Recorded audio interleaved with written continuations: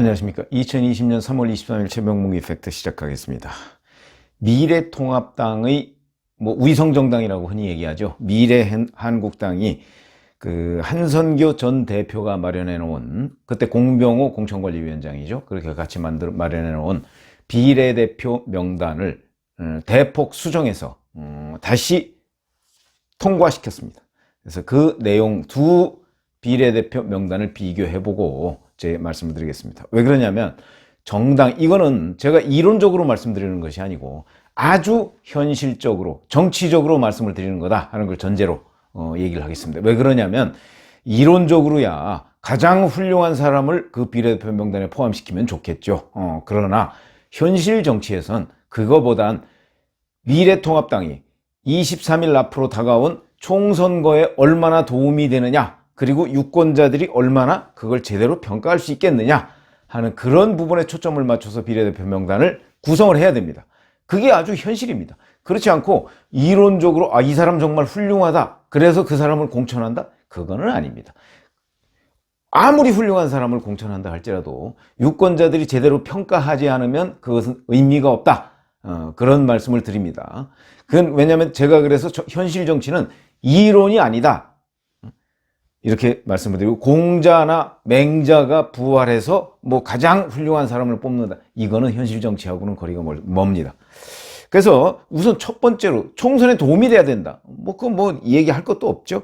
그러려면 이 사람을 공천함으로써 이 사람이 가지고 있는 그 표의 확장성, 그러니까 대개의 경우는 무슨 전국적인 시민단체라든가 아니면 전국적인 규모의 무슨 협회장이라든가 이런 사람들을 많이 공천하게 돼 있습니다. 그건 왜 그러냐면 협회장을 공천했을 경우에 그 협회 회원들의 총의로 당선된 사람 아니겠습니까? 그러니까 협회 전체 멤버나 이런 사람, 예를 들어서 약사회다 또는 소상공인연합회다 이런 데는 그 소상공인연합회 회원이 있고 약사 회원이 있고 의사회, 그럼 또 의사들의 모임이 있고 다 그래도 몇만 명 몇십만 명씩 되는 그런 단체의 회장, 간부, 이런 사람들입니다. 그렇기 때문에 의미를 갖는 것이고, 예를 들어서 한국노총이다, 민주노총이다, 다 마찬가지입니다. 그런 데가 워낙 회원이 많기 때문에 그런 데 출신들을 한 사람 공천을 함으로써 우리한테 표가 많이 들어올 수 있을 거야 라는 기대를 걸고 공천을 하는 것이죠. 개인적으로 그 사람들이 굉장히 훌륭하다 그래서 하는 거는 아닙니다. 그건 분명하게 아셔야 할 것 같은데, 그런 의미에서 본다면, 자, 제가 그 1차 명단을 한선교안이라고 하고 지금 오늘 나온 명단을 원유철안이라고 얘기를 하겠습니다. 한선교안에 보면 1번이 조수진 전 동아일보 논설위원이었습니다. 그런데 지금 원유철안은 1번이 윤주경, 윤봉길 의사 장손녀죠? 전 독립기념관장. 누가 더 상징성이 있다? 사람의 됨됨이하고 상관없이 누가 더 상징성과 표의 확장성을 가지고 있느냐? 저는 당연히 원유철안이 가지고 있다. 왜 그러냐면 그래도 독립운동의 후예 아니겠습니까? 후예면은 그동안에 민주당에서 얼마나 이 미래통합당에 대해서 친일 반일 이런 논란을 불러일으키는 여러 가지 공격을 해댔습니까? 그것도 희석시킬 수 있을 뿐더러 상징성을 가지고 있다. 그런 의미에서 1번 윤주경 전 독립기념관장을 1번으로 한 것이 훨씬 더 의미 있는 포석이다, 이렇게 말씀을 드리고요. 그 다음에 예를 들어서 원유철 안에 또 들어가 있는 앞번호에 들어가 있는 사람이 누구냐면 이제 4번에 이종성 전 한국지체장애인협회 사무총장, 이런 사람이 있어요. 아주 뒷번호에서, 한선교 안의 아주 뒷번호에서 4번으로 끌어올렸습니다. 이 또한 제가 말씀드렸죠. 한국지체장애인협회, 여기에 가입된 회원들, 물론 이 사람은 전직입니다만은 회원들 다 유권자입니다. 그렇기 때문에 이런 사람을 영입해서, 이 사람도 영입인재거든요. 그러니까 영입할 때는 이미 검증을 거친 겁니다. 표가 얼마나 될 것이냐 하는 것. 민주당도 마찬가지고 미래통합당도 마찬가지고, 누구를 영입할 때는 그 사람이 속한 그 그룹들, 그 사람들의 표가 얼마나 올 것이다 하는 이 주판화를 열심히 튕겨보고 하는 겁니다. 다른 거 없습니다. 그렇기 때문에 그런 의미가 있고요. 예를 들어서 최승재 전 소상공인연합회장, 이 사람도 마찬가지죠. 지금 원유철안에 보면 10번에 들어가 있습니다. 10번. 그러니까 굉장히 앞번호로 땡겨졌습니다. 한선교 안에서는 저 뒤로 밀려 있었죠. 물론 그래도 적어도 한 15번 정도까지는 이 미래한국당이 확실하게 당선될 것이고 15번부터 20번 사이는 당선 여부가 이제 약간 불투명한 점은 있지만 그래도 그러니까 15번 밖으로 밀려났느냐 15번 안쪽으로 왔느냐 15번 안쪽이야 뭐 큰 의미가 없는 것이죠. 어차피 당선이냐 낙선이냐가 중요한 것이고 그러나 여하튼 15번 안쪽에 들어왔느냐 바깥쪽으로 나갔느냐 하는 거는 당락의 문제입니다. 더군다나 야당 같은 경우는 뭐 앞번호 누가 뭐 그만두어서 그 승계하거나 이런 것도 거의 없습니다. 여당이야 뭐 개각으로 발탁을 한다거나 아니면 다른 곳으로 가서 이제 결번이 생길 가능성이 꽤 많지만 야당은 뭐 4년 동안 하나 있을까 말까 합니다. 그렇기 때문에 당선 자체가 굉장히 중요하다면 15번 이내에는 큰 의미가 없지만 15번부터 20번 사이에는 굉장한 의미를 두었는데 지금 최승재 전 소상공인연합회장은 앞번호로 땡겨서 지금 10번을 받았다. 이런 것들이 꽤 의미를 갖는다. 이렇게 따집니다. 근데 한선교 안에서도 그럼 이런 사람이 없었네요. 뭐 일부 있었습니다. 예를 들어서 7번에 이영 전 한국여성벤처협회장 뭐 이런 사람. 예를 들어서 뭐 12번에 박대수 한국노총 서울지역본부 의장, 15번에 김수진 전국학부모연합 대표 뭐 이런 사람도 의미는 나름대로 있었죠. 그런데 박대수 한노총 그 서울 지역본부 의장 이런 사람은 14번으로 갔으니까 제가 본 데는 뭐 12번이나 14번이나 뭐 그건 마찬가지로 보고요. 그 다음에 이영 전 여성벤처기업 협회장 이 사람도 뭐 13번으로 갔으니까 뭐 7번에서 13번이나 뭐 결국 그게 그겁니다. 그러니까 큰 의미는 없고 그냥 순번만 조금 조정했다. 뭐 이렇게 말씀을 드리고 그 다음에 이제 12번에 원유철안에 보면 12번에 지성호 나우 대표이사 뭐 이런 사람이 있는데 잘 아시죠? 탈북자 지체장애인이면서 탈북자 트럼프 대통령이 왜 불러가지고 대화도 나누고 그래서 본인의 목발을 이렇게 들었던 사진 그거 아마 기억나실 겁니다. 그래서 그런 상징성 때문에 사실은 영입했는데 태영호 태구민 전 그 영국 주재 북한 공사 그 사람을 사실은 서울 강남갑에 공천을 했죠. 그것도 뭐 굉장히 상징성이 있는 공천이었습니다. 공천을 하니까 그러면 뭐 탈북자를 너무 또 탈북자가 과다 대표되는 것 아니야? 아마 이런 것 때문에 한선교 대표 전 대표 안에서는 이 지성호 씨를 저 20번 밖으로 빼냈었습니다. 그런데 그렇더라도 지성호 씨, 지성호 나우 대표가 갖는 상징성 어떤 유명세 뭐 이런 것 때문에 아마 원유철안은 12번으로 확 땡겨서 당선권 안에 진입시킨 것이 아닌가 이런 생각이 드는데 뭐 제가 보건대는 지금 우리나라 탈북자가 3만 명이 훨씬 넘었습니다. 그렇기 때문에 뭐 나름 의미 있는 그 비례대표였다 이렇게 생각을 합니다. 그 다음에 20번 안에 한선교 안에서 전혀 보이지 않던 사람이 17번에 등장을 했습니다. 서정숙 여약사 회장 17번 안에 17번으로 등장했습니다. 제가 아까 말씀드렸듯이 표의 상징성이라는 관점에서 본다면 이런 여약사회 회장을 17번 당선권 이 뭐 당선권이라고 할 수 있죠. 당선이 뭐 확실한 건 아니지만 당선권 안에 배치한 것 이것도 나름 의미가 있는 것이다. 이런 말씀을 드리고요. 그 다음에 조금 이제 원유철안에서 아쉬운 부분은 21번에 최영희 한국미용사협회 중앙회장이 있었는데 우리나라 미용사들 얼마나 많습니까?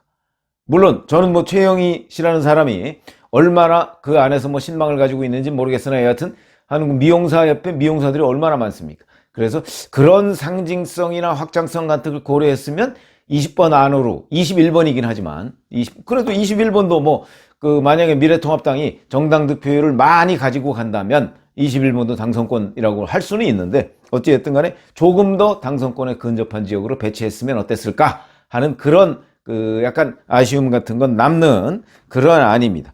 근데 예를 들어서 한선교 안 중에 아쉬운 점이 굉장히 많죠. 예를 들어서 13번에 있는 이경혜 전 바이오그래핀 부사장. 글쎄요. 이분이 어떤 확장성과 어떤 상징성을 가지고 있는지 저는 도저히 이해할 수가 없고 6번에 권신일 에델만 코리아 수석부사장 마찬가지 그 다음에 8번에 1인 유튜버 우원재 씨요. 저는 한국당 청년 부대변인. 뭐 청년 몫으로 했는지는 모르겠으나 청년 몫으로 하기에는 1인 유튜버라는 것이 갖는 상징성과 확장성이 너무 약하다. 왜냐하면 청년 중에서도 그 사람이 가지고 있는 상징성과 확장성이 큰 청년들 틀림없이 있을 겁니다. 젊은 사람들 중에 뭐 예를 들어서 청년 벤처기업가라든가 뭐 그런 쪽이 오히려 더 낫지 않았을까? 아니면 청년 사회운동가 이런 사람들이 더 낫지 않았을까 하는 것이고요. 그래서 이런 경우가 이제 아마 제가 보건대는 원유철 안과 아주 극명하게 대조되는 비례대표 명단이었다 하는 말씀을 드리고요. 그 다음에 이제 이런 총선에 도움이 되는 거 외에 또 하나 이제 자기 당의 정체성과 관련된 일이 있습니다. 안보 중시 정당. 뭐 우리가 미래통합당이라고 그러면 민주당과 가장 대비되는 시점이 안보 중시 정당이죠. 그런 점에서 본다면 뭐 한선교 안에 보면 2번에 신원식 전 수방사령관, 4번에 조태용 전 외교부 차관, 뭐 나름대로 의미가 있습니다. 근데 이분들은 원유철 안에서도 뭐 다 당선 확실시되는 안쪽에다 넣어 있습니다. 조태용 전 차관이 6번, 그 다음에 신원식 전 수방사령관이 8번, 뭐 이러면 뭐 당선 안정권이죠. 그렇기 때문에 제가 보건대는 뭐 안보 중시 정당으로서의 상징성, 그거는 아마 한선교 안이 더욱더 강화하기 위해서 이 사람들을 앞쪽으로 끌어당겼는지는 모르겠으나 원유철 안도 뭐 전혀 그 부분에 대해서 손색이 없는 안이었다. 이런 말씀을 드리고요. 그 다음에 또 하나는 이제 이 야당으로서는 사실은 문재인 정부 또는 민주당을 공격할 수 있는 선봉장적인 역할을 할 수 있는 것들이 바로 문재인 정부의 경제 실정인데 그 부분과 관련해서 어떤 경제학자들이나 경제 관련 관료 뭐 이런 사람들을 중용한 것 나름 의미가 있다고 생각을 합니다. 그래서 사실은 지금 원유철 안에 보면 2번에 윤창현 서울시립대 교수가 있습니다. 뭐 윤창현 서울시립대 교수는 한국금융연구원장인가 뭐 이런 걸 했었죠. 그리고 황교안 대표가 경제 전문가로 영입한 사람이기 때문에 아마 문재인 정부의 경제 실정을 겨냥한 전사로서의 역할을 충분히 할 것이고 그런 점에서 2번으로 우대를 했다. 이것도 나름 의미가 있다고 생각을 합니다. 왜 그러냐면 이런 어떤 경제 전문가로서의 역할을 할 만한 사람이 사실은 한선교 안에는 그다지 보이지 않았던 것이 아쉬움이다. 이렇게 말씀을 드리고요.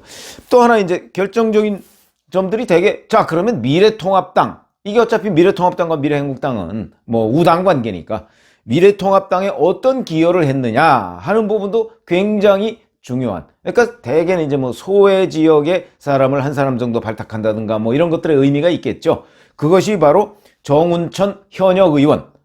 잘 아시지만 전북 출신입니다. 전북 출신으로 지난 4년 전에 전북에서 당선이 됐지만 이번에는 뭐 전북에서 당선될 가능성이 없으니까 일단 빼서 배려 케이스로 넣지 않았나 싶었는데 지난번에는 18번을 받았죠. 18번. 근데 이번에는 16번을 받았습니다. 오히려 앞으로 당겨졌습니다. 뭐 이것도 뭐 18번이나 16번이나 뭐 차이가 있을지 모르지만 혹시 또 압니까? 16번에서 끊길지도. 그렇기 때문에 나름 조금 더 대우를 했다. 뭐 이런 의미를 담을 수가 있고요. 그다음에 근데 이제 그거에 반해서 미래통합당 한선교 안중에서는 5번에 김정현 법무법인 공정변호사, 그다음에 6번에 권혜영 전 한국당 전남도당 위원장, 뭐 한국당 전남도당 위원장도 뭐 나름 기여를 했다고 얘기를 할 수가 있죠. 뭐 소외지역 이렇게 얘기를 할 수가 있는데 그러면 정운천 의원은 18번으로 내리고 권혜영 씨를 6번으로 올릴 만한 그런 정도의 기여도를 평가할 수가 있겠는가 이런 점은 좀 의문입니다. 그런 점에서 본다면 오히려 한선교 안보다는 원유철 안이 이 미래통합당에 대한 기여도 측면에서도 더 평가를 받을 만한 일이 아닌가. 그래서 전체적으로 본다면 제가 보건대는 상당히 많은 수정이 있었고 그 수정은 원유철 안이 오히려 정치적으로 보면 더 좋은 안이다 라고 할 수가 있죠. 그렇게 이제 평가를 전체적으로 할 수가 있겠는데 문제는 자 이런 것들을 왜 굳이 이렇게 문제를 일으켜 가면서까지 교정을 해야 되느냐. 그러니까 황교안 대표가 처음부터 한선교 전 대표 또는 공병호 전 공천관리위원장하고 충분히 소통을 통해서 그거는 뭐 외부에 공개적으로 소통할 필요 없습니다. 그거는 막후 정치입니다. 그렇게 해서 매끄럽게 해결했으면 이 같은 공천 갈등 같은 것도 없이 정말 매끄럽게 비례대표 공천 문제를 매듭지을 수 있었을 텐데 왜 이랬을까? 그거는 뭐 정치력의 문제라고 봅니다만은 어쨌든 그런 것들이 이 전체적인 과정에서는 아쉬움으로 남는다. 이런 말씀을 드리고요. 어쨌든 간에 새로 된 이 미래한국당의 비례대표 명단, 이것은 전 첫 번째 명단보다는 진일보한 거는 틀림없다. 그리고 지금부터 남은 것은 이제 공천 갈등을 빨리 수습하고 이 과정에서 또 추가 갈등이 있을 수 있습니다. 그런 것들을 잠재우는 그런 일들이 중요하다. 이런 말씀을 드리겠습니다. 감사합니다.